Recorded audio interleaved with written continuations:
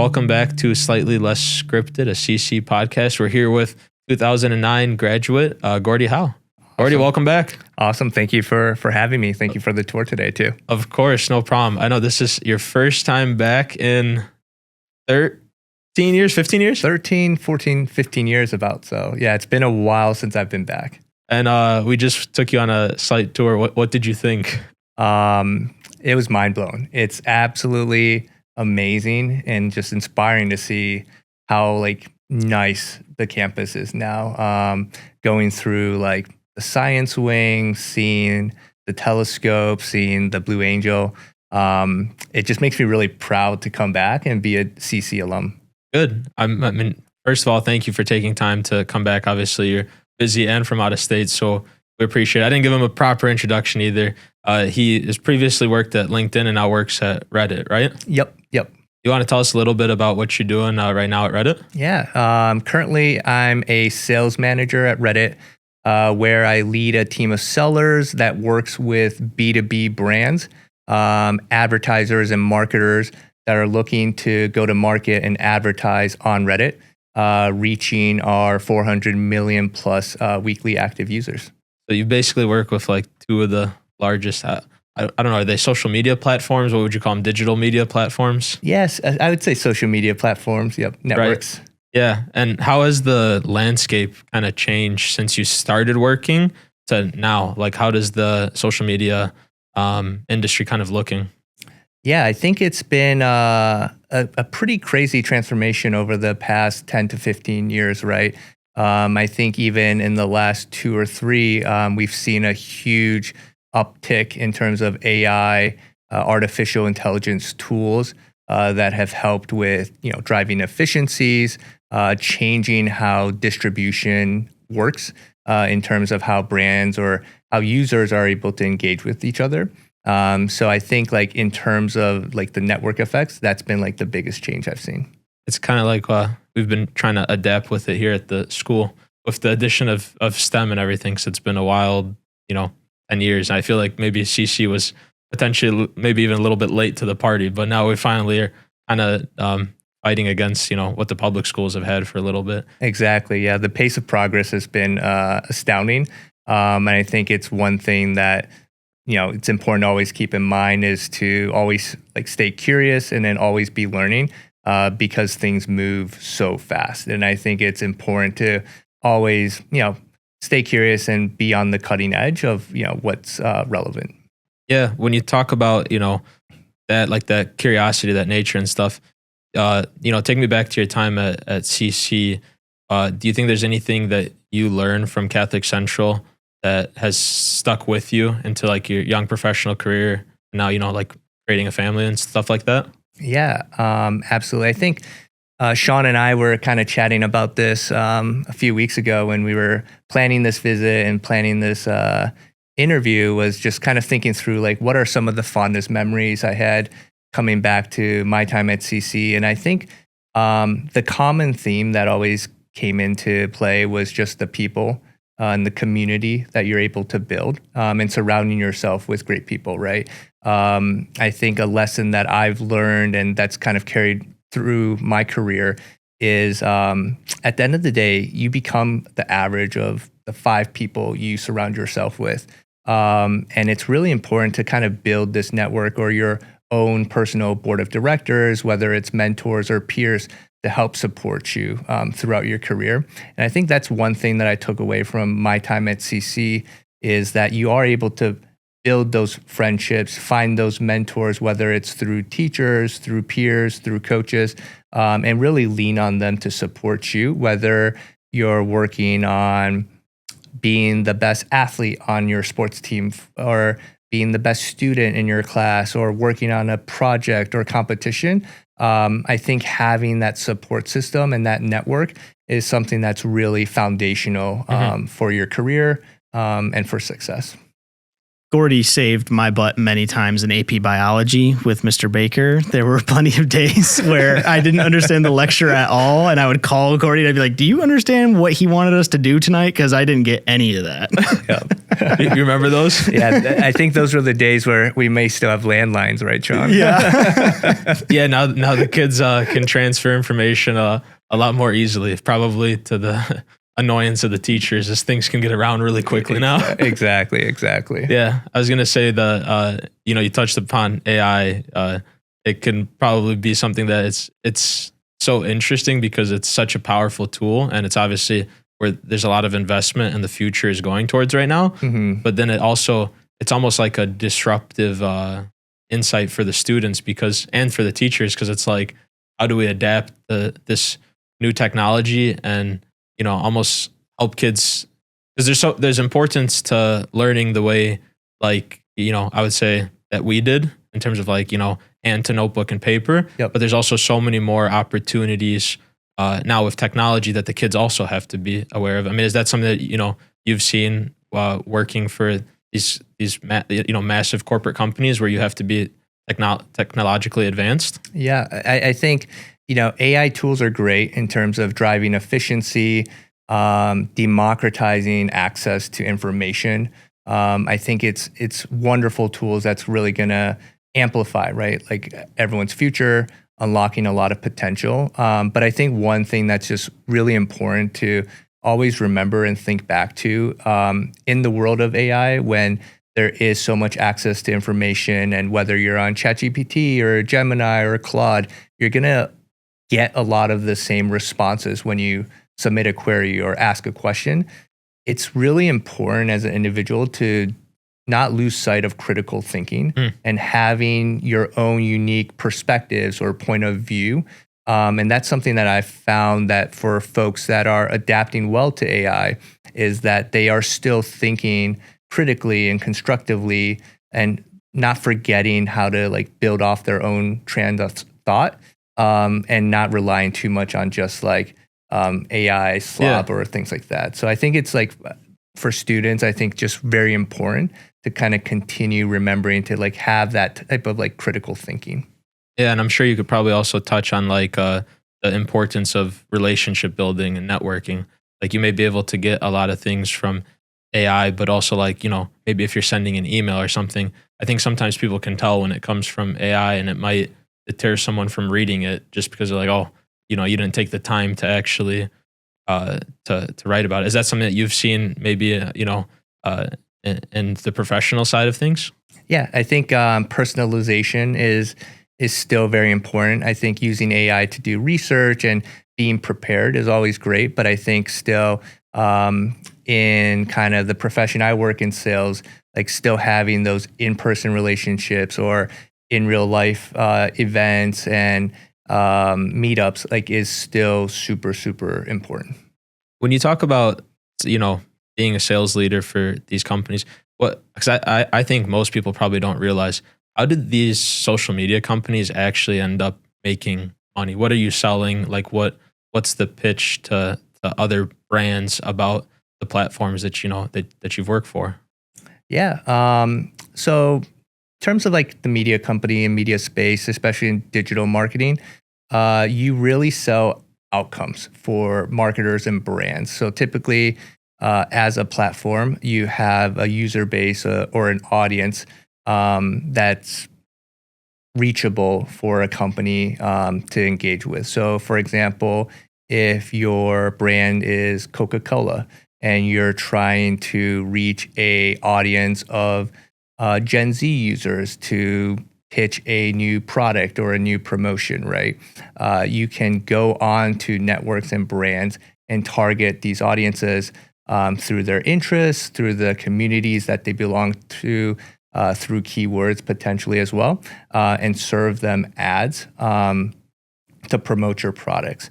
And typically how users engage is you can pay on a click basis as a brand or on an impression level. So then as a seller, you kind of connect the dots of putting together these media proposals so that brands can reach their audiences and either drive, conversions, brand awareness, leads, or consideration. Yeah, so basically the brands that you're partnering with are trying to target a certain demographic for, whatever reason.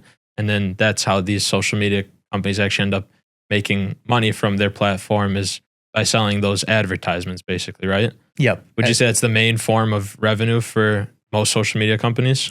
It is a majority. Yep. So then when like, I guess what is usually kind of like your pitch to the brand or the client that you're going after?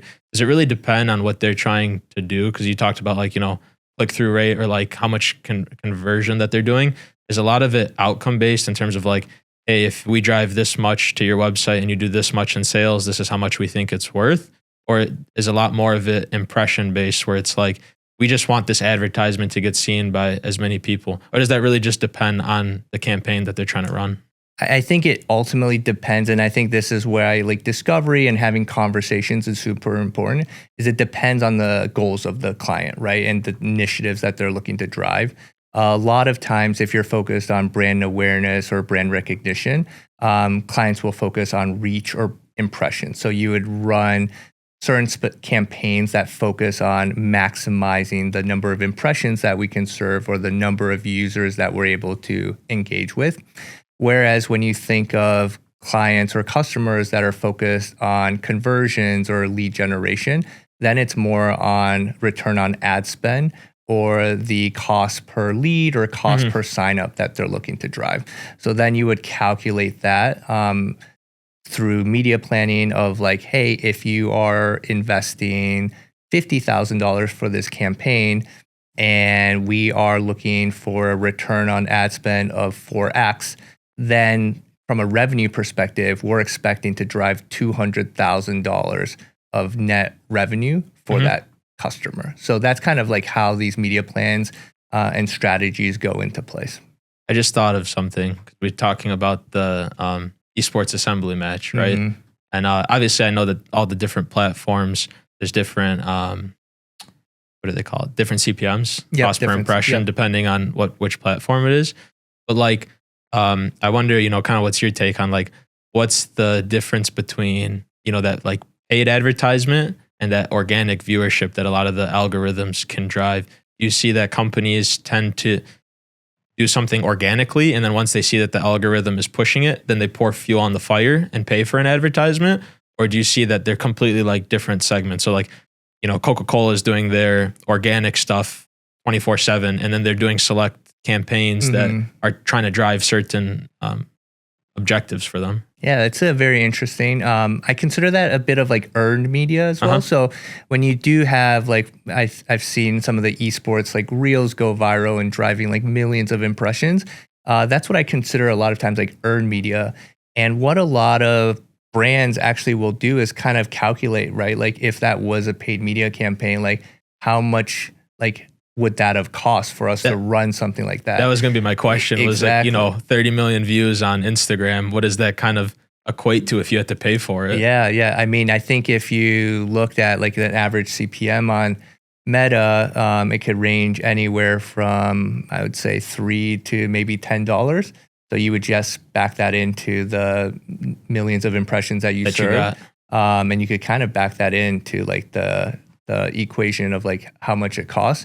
But that also plays into how like influencers and some of these content creators are able to also like run a lot of their personal kind of branded content as well, where they would go to market to brands and say, hey, look, like when I post this tutorial or when I post this type of content, this is the number of millions of impressions that I get. And then that's how brands also equated to like, okay, like what is that reach cost from a paid side, and how much are we willing to sponsor or pay this influencer for these types of posts? Yeah. You think that's what the AI companies ultimately are going to try to get to too, where they have so many people using their platform for search queries, maybe that, it's taking away from Google and what was traditionally like Google AdSense? You think eventually they're going to get to a point where you'll see a lot of maybe AI advertisements or something like that? Well, it's interesting to see what's happening, right? I think Google had a massive drop a few years ago in terms of their stock price because of the fear of AI basically cannibalizing their search business. But they've kind of come back quite a bit over the past couple of months, if you've kept track. I think they're at all-time highs again as of this week.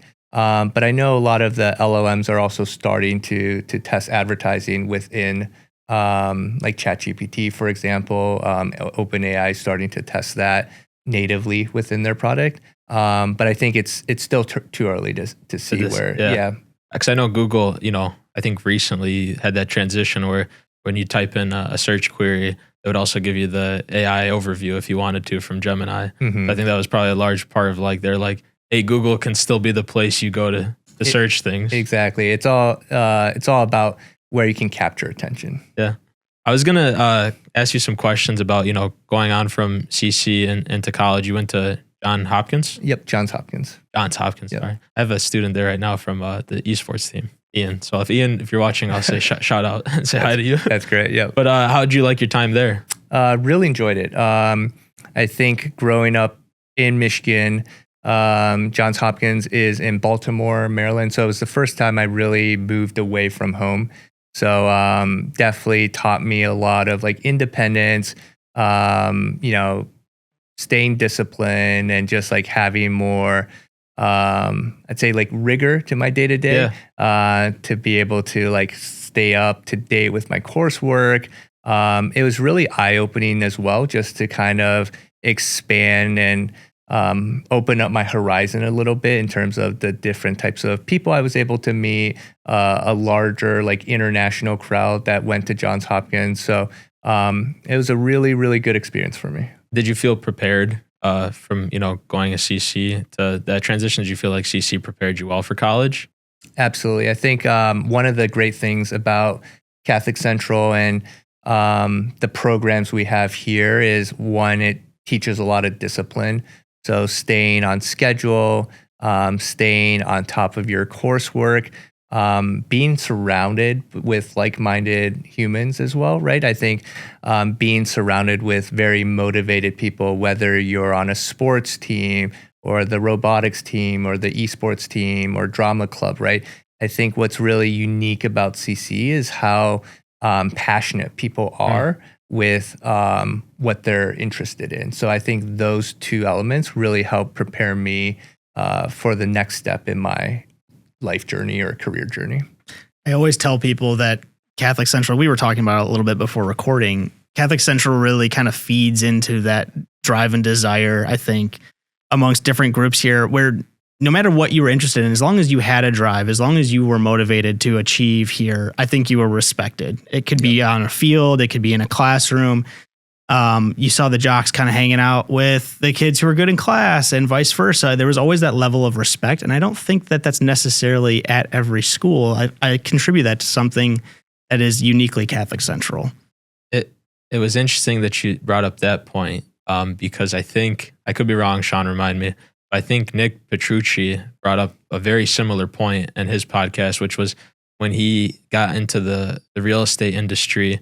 It's very like, you're working for yourself and you're based off commission, and you have to basically feed your family by making sales and things like that. Yep. And he was surprised by it. He was like, that at CC it was always like there was this standard, there was this thing. No matter what you did, if it was band, like you said, esports, whatever, everyone was always trying to be the best at it. Mm-hmm. He's like, and then you go out into the real world, and then you're like, some people are okay with coming in second.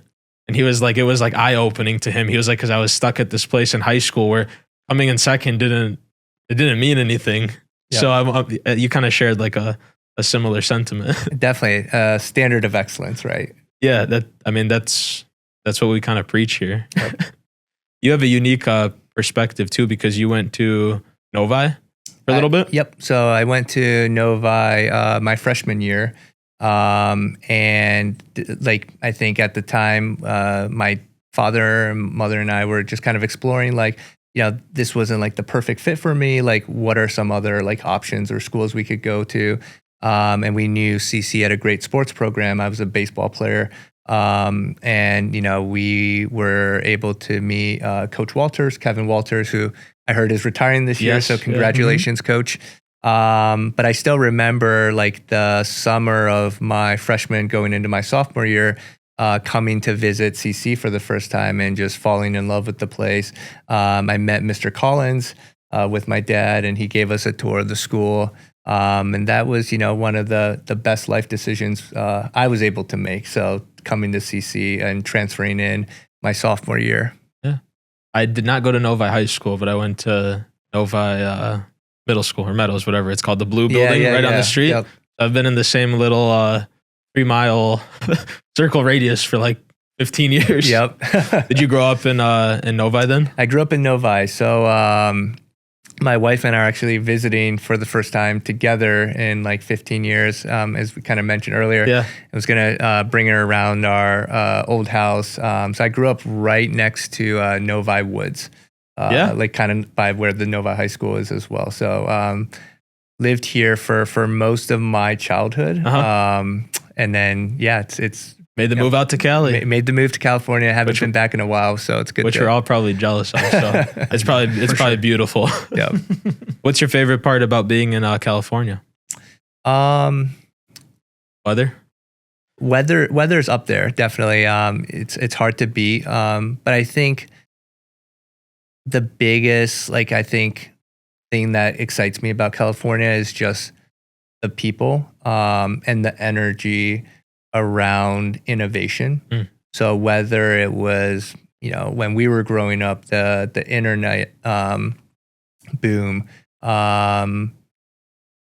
AI now, right? Like I think there's always a culture of like pushing innovation.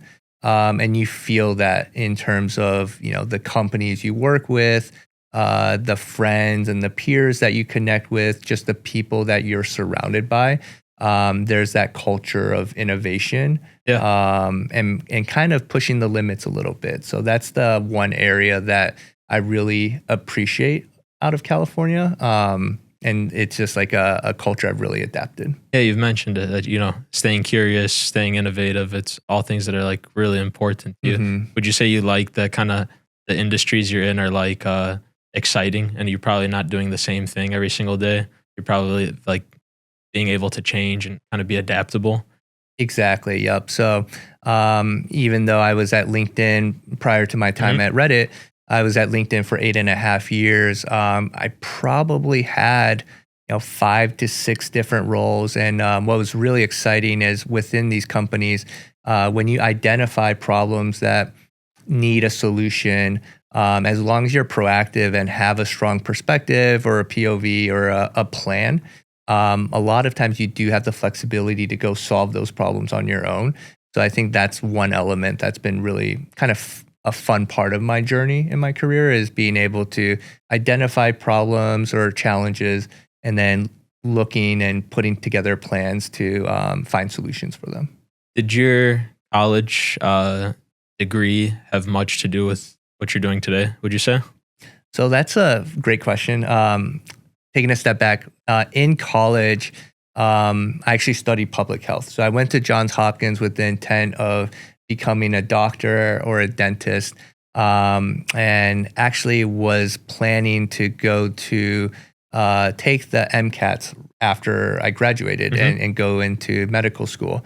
In the summer after my college graduation, I was living in California, and I found an internship at a ad tech company called Criteo. They do display retargeting at the time. So, for example, if you went to like Nike.com and you were looking at a pair of Air Force Ones, and you go to Wall Street Journal or Weather.com later, you may see that same ad for like that same shoe. Oh, wow. So we did a lot of that display retargeting at Criteo. But I think taking the story back, like long story short, is I went into this role not knowing that this is the career path that I was going to take, but I had tremendous leaders around me and tremendous mentors that invested in my career development and helped like coach me and get me to become like the best account manager that I could become at the company. And I was able to convert that opportunity into the career I have now. And it just shows that even when you go to college or even after college, like there's still opportunity and room to continue to develop and learn and find your passions and make pivots in your career in your life. Yeah. So you probably learned a lot of things that, you know, at school that helped prepare you for your career, but maybe the actual degree itself wasn't necessarily the biggest factor in what you do today, right? Yeah, and I think what's really interesting to kind of give perspective to any students today or just anyone listening is for a lot of students that are going to school now, the companies that they're working for in the future either started like today or may have not even existed yet, right? So you think of like the companies I work for, like LinkedIn was founded in 2003.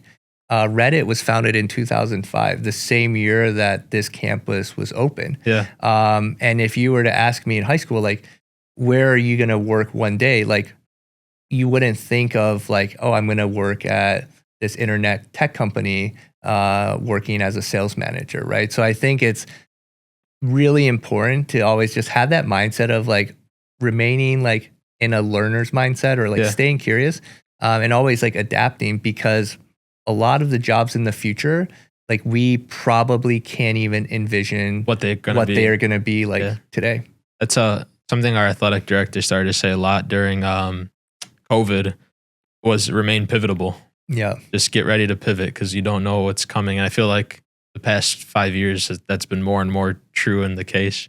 I know you gave some great advice for career advice, but you know, we were just in the business and finance center and you were talking about the personal wealth and finance class and saying, I wish this is something I had in high school. So, you know, do you have any advice on that side of things for the kids in high school today that, you know, are starting to think about, okay, what does the future look like in terms of my personal finance? You know, is there anything that you look back and you're like, I wish I would have done that in high school? Yeah, I think, now I don't think we'll have enough time to go through everything today, but I think just like, you know, I think studying like personal finance and like just being prepared of like managing your finances, like you can never start too early.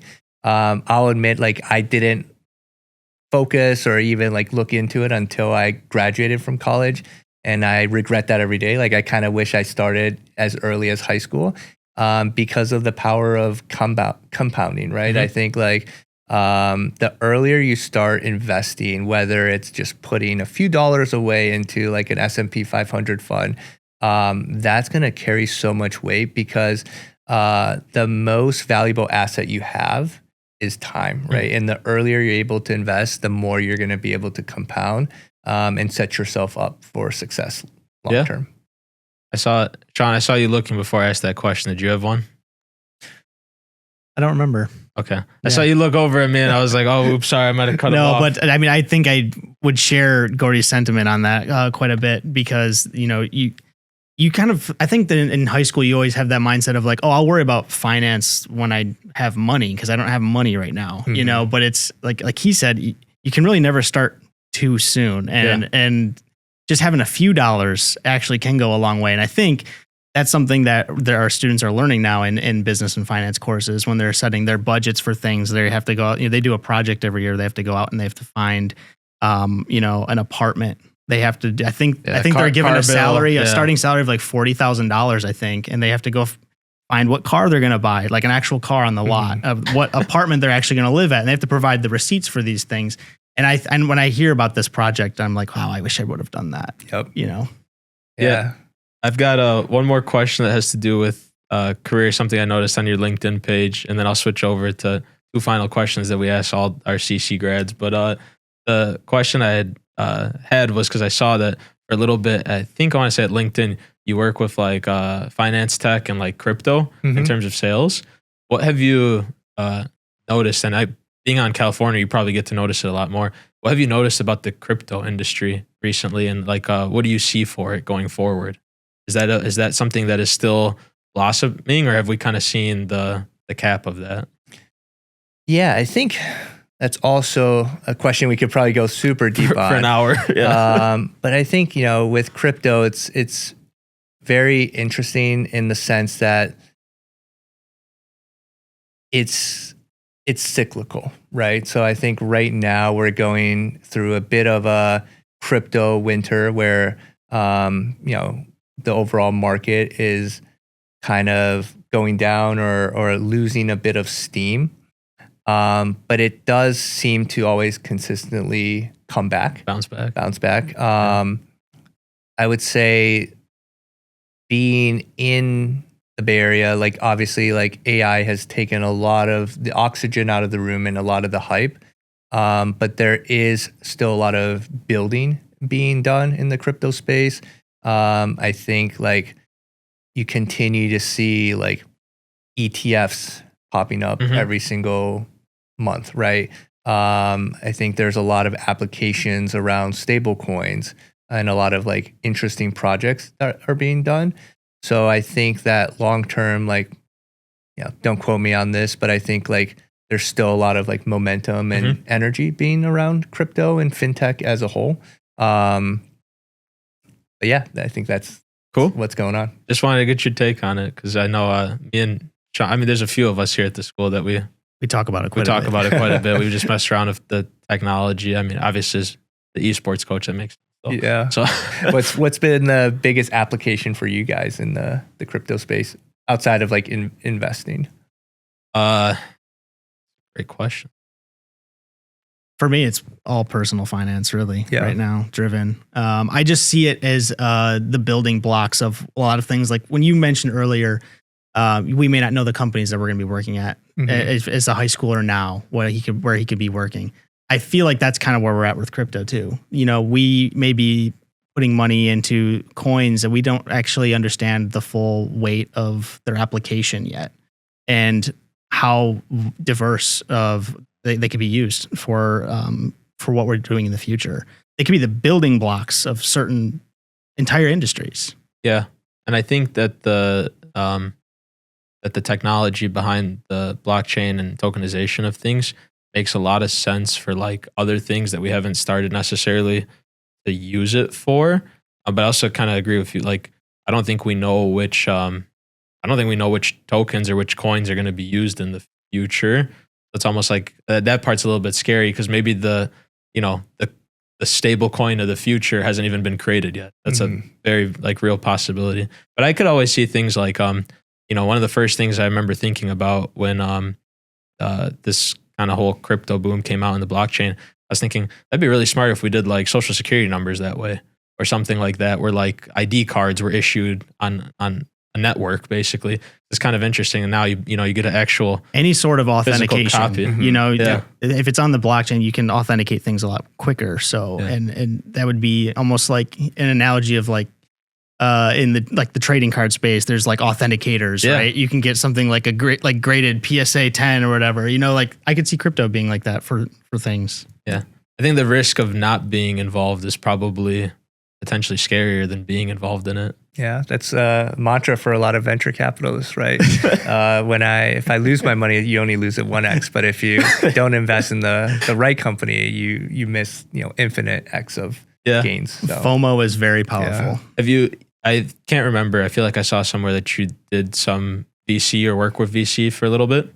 I do a little light investing. I'm part of a group called Invest Venture, so it's actually pretty cool. It's a bunch of it's unaffiliated with LinkedIn, but it's a bunch of former LinkedIn alums that invest in early stage startups that are founded by ex-LinkedIn employees, so nice. Ex-LinkedIn founders. So it's like going back to the importance of like community and network. This just shows like even working at a company, you can create a network that continues to support each other, even when we're not, at the same company anymore. Yeah, there's been a lot of LinkedIn guys that have gone and started their own stuff. I could be wrong, but I feel like the SoFi CEO is a former LinkedIn guy, right? I'm not sure. I know Figma. He used to Dylan used to work at LinkedIn for a little bit. So there's a lot of like LinkedIn founders out there today. So, which makes sense. It's like the networking app for career professionals. So it's not surprising that they all go off and start their own. They continue to network. Yeah, exactly. So I'll I don't want to take up too much of your time. I know you want to see the baseball wall or the baseball fields too. But the last questions that we usually been asking CC alums is one, just try to think back of a favorite CC memory if you can recall one, or maybe an event that you always look forward to each year, or something like that. Yeah. I think I was telling my wife this before we came in today, and I think I mentioned to you guys when we were doing the tour is like, I think like one of like being a baseball player here, like one of the fondest memories I always had was just like all the practice and like the time I got to spend with my teammates, whether it's bus rides to a game, grabbing like Buffalo Wild Wings after like a win. I still think like after winning the district championship my senior year, like we went to Buffalo Wild Wings after and like all like hung out there for a while.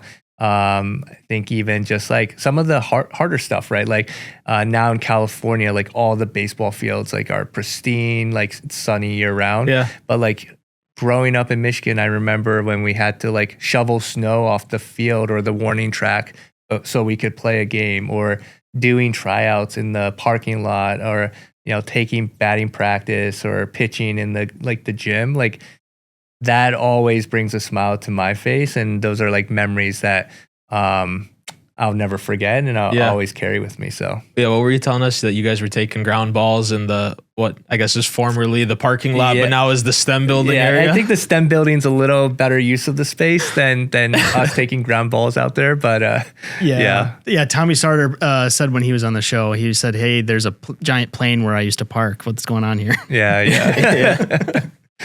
And then the last one that we've been kind of asking about too is, can you remember some of the bazillions that were here during your time? Like just name a few, or if you remember any of them. Father Renaletti. Mm-hmm. Sean, I'm sure like if I could. We had morality with like Father McKernan. Yep. I had him. Father Thompson was always in the classroom a lot, but he was like a French teacher primarily. So was Father Wheeler. We had Father Klein was one of the guidance counselors at the time too. There were more bazillions certainly back in those days. Yeah. We have less bazillions here now. That's why we've been kind of ending with this question for all the alums, which is, can you remember, like, do you have a fond memory or a funny memory about one of the priests here? Oh man. No, one that's appropriate to share. No, I do. I can't remember their name, but Sean, I'm sure you know, like the father that would kind of spray us a little bit. Yeah, Father McKernan. Yeah, Father McKernan. So that was always like taking one of his classes where if someone was he had like a spray bottle. Yeah, like dozing off or not paying attention, he'd wake you up. He would get you. Yeah. It was filled with like, I don't know, 5 different kinds of cologne. Yeah, like, he just like, if you were falling asleep, he would spray you with that. And then for the rest of the day, you would be marked essentially like, oh, you fell asleep in Father McKernan's class. I love it. Yeah. Cool. Well, thank you so much for your time. We definitely appreciate it. And have fun at the wedding this weekend. Yeah, thank you for having me. Thank you guys so much. And it's awesome to be back here. And as an alum, just super proud of like where this school has come, but also where the school continues to go. Yeah, always welcome back. Awesome. Thank you.